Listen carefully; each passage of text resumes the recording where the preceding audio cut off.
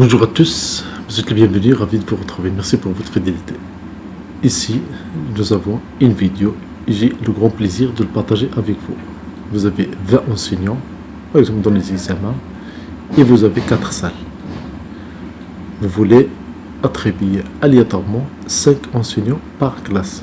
J'ai pris 5 enseignants par classe et la même chose pour faire pour 2 enseignants, pour 3, pour n'importe quel nombre inférieur au nombre de classes bien sûr. Parce que le maximum, c'est 20 enseignants par classe. Nous avons 20 enseignants et le nombre des classes, nous avons ici 4 salles. 4 salles. Donc la moyenne, c'est 5 enseignants par classe. Donc j'ai ici la liste des enseignants. Enseignant 1, enseignant 2, enseignant 3. Ce sont les noms des enseignants. Vous pouvez remplir ça par vrai nom. Et là, les salles, salle 1, salle 2, salle 3.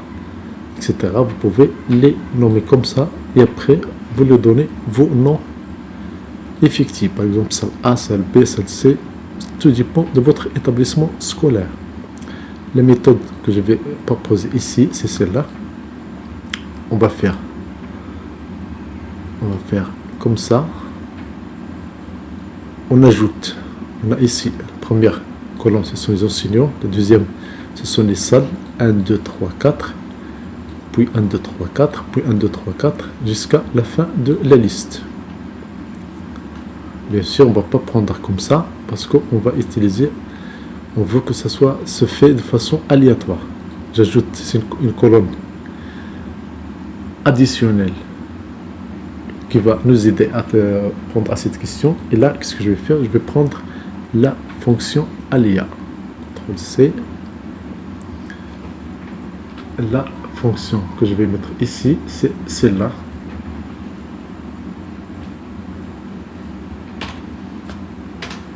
C'est une fonction aléatoire qui va nous donner un nombre entre 0 et 1. Voilà, qui va nous donner un nombre entre 0 et 1. Et on va copier cette fonction-là ici pour toute la colonne. Autrement dit, je vais remplir toute cette colonne-là jusqu'à la fin, ici. Voilà. Je vais ici faire un double clic. Et voilà, tous les nombres sont répétés ici. J'ai ici 4 salles. Donc, je vais générer ces nombres aléatoires 4 fois. Comment ça? Je vais cliquer sur F9 4 fois. Donc, première. Ça génère des nombres 2, 3, 4. Maintenant, que je vais faire, je vais copier tout ce nombre-là. CTRL-C. Et puis, clic droit, copier collage spécial. Et je clique sur collage spécial pour passer à coller les valeurs. Voilà, coller les valeurs. Très bien. Attends, je peux enlever ça. Pourquoi j'ai fait ça? Pour fixer la génération des nombres aléatoires ici, dans cette colonne-là. Parce que cette colonne-là, je vais enlever enfin.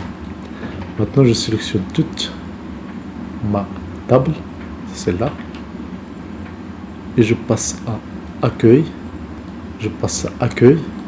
Et dans accueil, je passe à trier, filtrer. C'est ici, trier et filtrer. Trier et filtrer, et je vais faire trier personnalisé. Dans trier personnalisé, je vais prendre le premier, trier par l'aléa, autrement dit la dernière colonne que j'ai déjà utilisée. Peu importe plus petit ou plus grand, plus petit, je prends par exemple plus grand, plus petit. Et là, je prends bien sûr la valeur parce que j'ai des valeurs numériques. Et voilà. Maintenant, j'ai ici ces salles, mais ne sont pas ordonnées. Qu'est-ce que je vais faire? Je vais faire un clic droit ici, dans la colonne F, et je vais supprimer cette colonne maintenant. Je vais supprimer cette colonne. Donc j'ai des enseignants et des salles.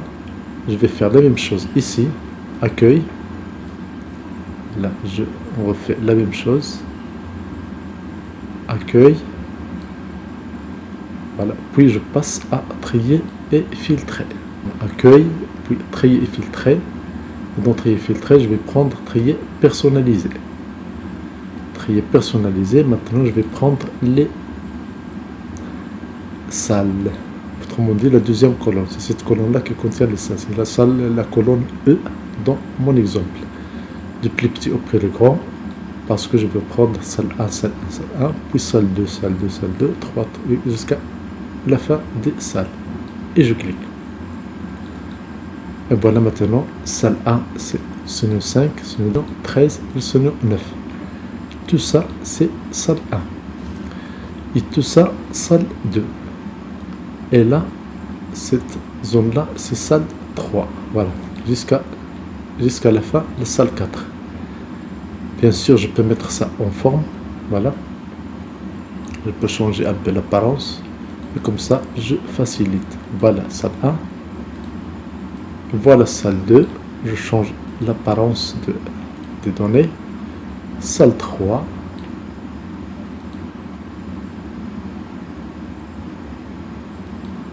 Et voilà. Et salle 4. Donc voici une façon de partager des enseignants sur des salles d'une façon aléatoire et sans répétition. Autrement dit, aucun enseignant ici n'a été mis à l'écart. J'ai 20 enseignants ici. Tous ces enseignants-là sont répartis sur les salles. Une application de cet exemple-là, c'est dans les examens. Bien sûr, si vous avez une matière quelconque, prenons par exemple le français, et vous allez avoir des enseignants, ou bien un enseignant de français qui ne sera pas réparti ne sera pas affecté dans aucune des salles. L'important, c'est de ne pas mettre le nom de cet enseignant dans la première liste. Autrement dit, bien choisir cette liste-là. Cette liste-là, bien choisir le contenu. Et salle A, vous pouvez par exemple prendre ce modèle-là. Et enfin, mais tout d'abord, avant, enseignant 1, vous allez écrire enseignant 1 ici et le nom. Enseignant 2 et son nom. Enseignant 2, son nom. Enseignant 2, son 3. Pourquoi? Parce qu'à la fin, vous allez changer ce codage-là. Ce n'est qu'un codage par de vrais noms. Donc voici comment utiliser Microsoft Excel pour distribuer des enseignants ici.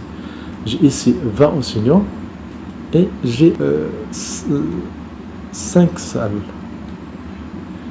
Je vais prendre la même chose, un autre exemple. Ça, c'est un autre exemple. Ça, nous n'avons pas 4 salles, mais nous avons ici 5 salles. Donc, autrement dit, 5 salles, c'est la moyenne de 4 enseignants par salle. Ce que je vais faire ici, je vais ajouter une colonne ici, titre, un titre quelconque, et je vais ici utiliser la fonction aléa.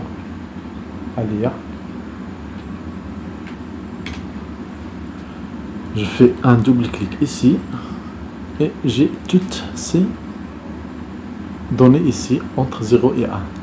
J'ai 5 salles, donc je vais utiliser la fonction F9 5 fois. Vous pouvez utiliser la fonction F9 autant de fois que vous voulez, mais juste pour être sûr qu'il n'y aura aucune répétition. Donc une fois, 2 fois, 3 fois, 4 fois, 5 fois. Ça, je clique sur le bouton F9. C'est terminé.